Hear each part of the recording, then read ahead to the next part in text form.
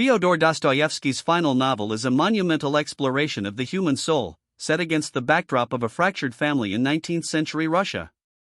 At its heart are the three Karamazov brothers, each representing a different facet of the human condition, locked in a spiritual and philosophical struggle that escalates into a devastating crime. Their father, Fyodor Pavlovich, is a depraved and buffoonish landowner, a man of unrestrained appetites who has neglected and embittered his sons. The ensuing drama is not merely a family saga but a deep inquiry into the existence of God, the burden of free will, and the very foundations of morality. The eldest brother, Dmitri, is a passionate officer, a man torn between sensuality and a desperate yearning for redemption. He is engaged in a bitter financial dispute with his father and, more explosively, in a rivalry for the affections of the captivating Grushenka. His life is governed by impulse and emotion, making him volatile and unpredictable. In contrast, Ivan, the intellectual middle brother, is a cold rationalist and an atheist. He constructs elaborate philosophical arguments against God, most famously in his poem, The Grand Inquisitor, where he posits that human freedom is a curse and that humanity craves not truth but mystery, authority, and miracle. He represents the modern mind grappling with a world where faith seems irrational. The youngest brother, Alyosha, is their opposite, a gentle novice at the local monastery, guided by the saintly elder Zosima. Alyosha embodies a Christianity of active love and compassion, seeking to heal the divisions around him. He serves as the moral center of the narrative, though he is not untouched by doubt. Lurking in the background is the fourth, illegitimate brother, Smerdyakov, the cynical and epileptic servant, whose resentful nature is shaped by a lifetime of humiliation. The novel's first major movement brings the entire toxic family together at the monastery in a failed attempt at reconciliation, orchestrated by Alyosha.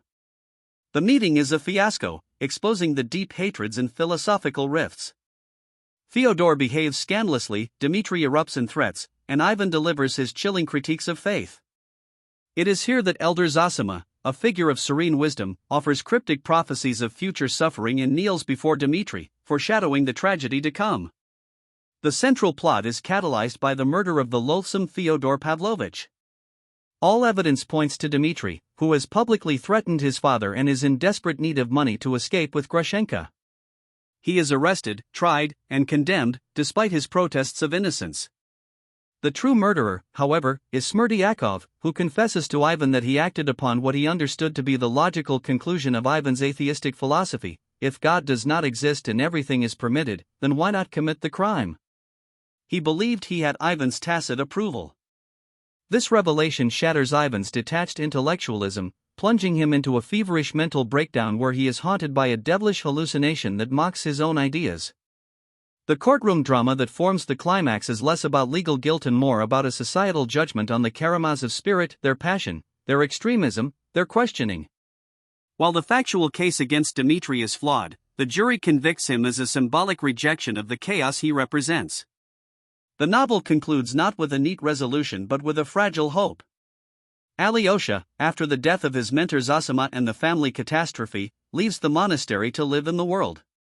At the close, he speaks to a group of schoolboys at the funeral of a young friend, urging them to remember each other with kindness. This simple act of connection suggests that the answer to the book's immense philosophical questions may lie not in grand theories but in everyday, active love, the only force capable of binding a broken world. Through this sprawling narrative, Dostoevsky wrestles with the most profound dilemmas. Is faith in God necessary for morality, or can humanity be good without it? Is free will a divine gift or an intolerable burden that leads to suffering? The novel offers no easy answers, but immerses the reader in the lived experience of these questions. Each brother's path, Dmitri's path of suffering and potential regeneration, Ivan's path of rational despair, and Alyosha's path of humble service, presents a different response to the mystery of existence. It is a work that challenges the reader to confront the darkness within and without, while never relinquishing a glimpse of the possibility of grace.